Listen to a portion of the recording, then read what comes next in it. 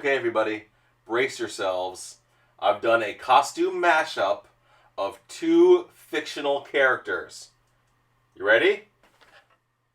Fake Geek Girl and Sherlock Holmes! Ha ha! Halloween! This hat is actually very warm. I have red marks in my head from the deerstalker. Damn it, prop comedy! I'm gonna shoot for like a 1 to 2 minute video for today's vlog. It'll probably still end up being like a 10-minute video. Happy Halloween, if you care about Halloween. On Wednesday night, I went to my friend Kate's birthday potluck dinner. Her friends were there, and I liked all of her friends, and I wanted to just hang out with them forever because I liked them so much. As it was, I think we hung out for like 3 hours. I think I knew more than half of them. I looked around the room at one point and I realized that I was surrounded by easily 7 or 8 people that I could be really good friends with these people. But I definitely started getting that like feeling inside of I'm around too many people. I need to stop or I'll die. Okay, that's overreacting. I need to stop or I'll be miserable. I can feel good around people so much that after a certain point, it's too much, and I have to get out. So I did. One of the things I do in my self-care is knowing my limits. I try to push right up against my limits, but I know where they are, and I stay right there. I'm going to push them a little bit.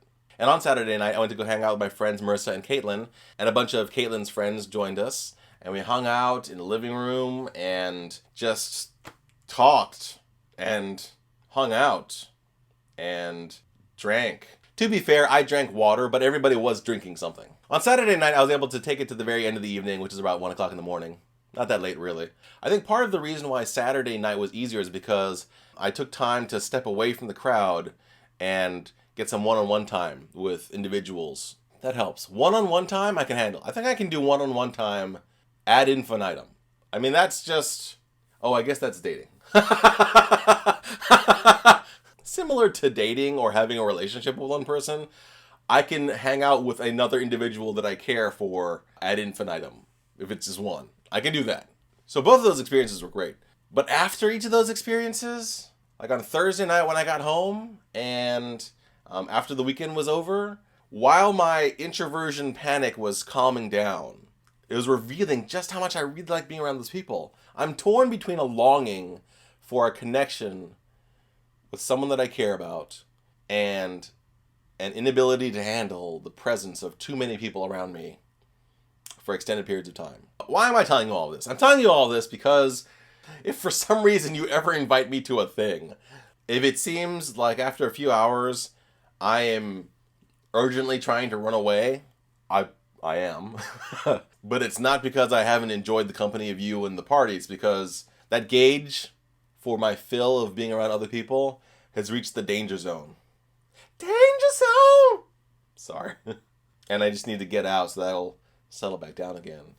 And if you ever hear or see me comment that after some sort of social to get together, I am suddenly horribly miserable, it's because of that longing that suddenly appears inside of me that I wanted to connect with someone that I cared for.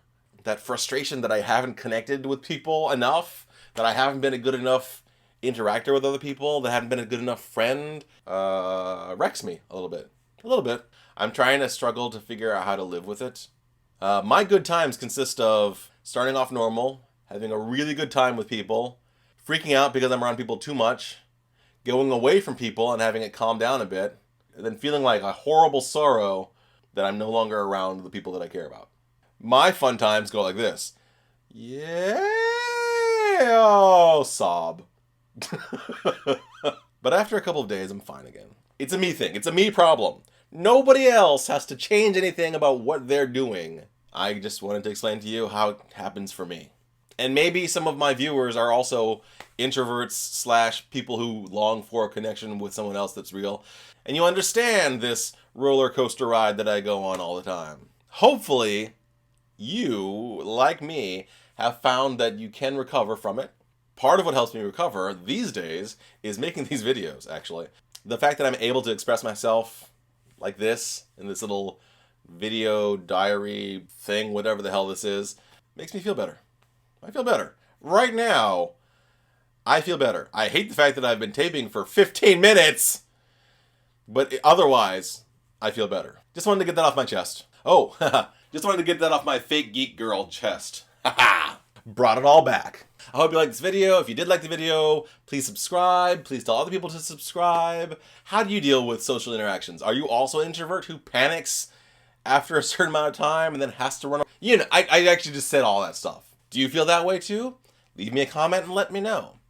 If nothing else, tell me something that matters to you. As I'm going to keep on doing until the end of November, I am going to try to do National Novel Writing Month, NaNoWriMo. So if you are also doing NaNoWriMo and would like to be my writing buddy, please connect with me. Tweet at me, leave me a comment, connect with me on nanowrimo.org. All the links are in the doobly-doo. And thanks for watching. So here's another story idea. And the way I'm going to do this is I'm going to tell you my story idea, I'm going to give you a log line, and then I'm going to give you the title. It's taking me to the very end of the month, but now I've got a pattern.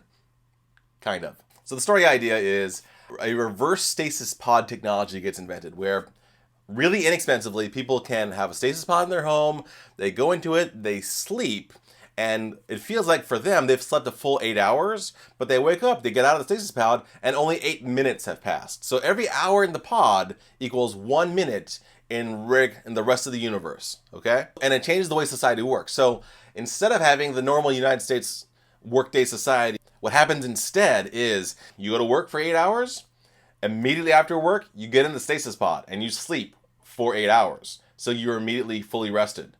Then you get out of the stasis pod and you spend 8 hours awake. So your nightlife becomes as long as you want it to be. Then at the end of your nightlife, your 8 hours then, you go to sleep again for another 8 hours. And you get up and you wake up. And then the third 8 hours you spend doing errands and stuff. So you're like, you do your laundry, you clean your house, you actually put some time into a project like your YouTube show. And then you get into the stasis pod for another 8 hours, get up, and then you go to work. So instead of having a 24-hour day, you start having a 48-hour day. The downside to the stasis pod is that you don't stop aging. Once you've gone through that 48-hour cycle using stasis pods in a normal day, you've aged 2 days instead of 1 day. That's just the setting. What happens in the story is that the hero of our story, Kendall, goes into a stasis pod, which malfunctions, and it goes in the opposite direction. So for every minute that she would sleep in the stasis pod, an hour would go by in real life. Fortunately, just a minute or so into her stasis pod cycle, it breaks, and she gets out of it, and she's still operating at that high speed. When that happens, she discovers that there are bad guy demon type characters in charge of the stasis pod technology. The stasis pod technology works by sucking your human life out of you and feeding these characters that all of a sudden that she can see operating at 60 times speed. And then she starts questing to save the human race. So what's the log line? Kendall just wanted to have a normal 48-hour day. Little did she know she'd have to save us all. No. Close. Punchier. Kendall just wanted to have a normal 48-hour day. Little did she know, that's all the time she'd have to save us. Yeah! And the title? Taking Your Time. I'm very proud of that. I'm gonna feel bad if everybody hates this.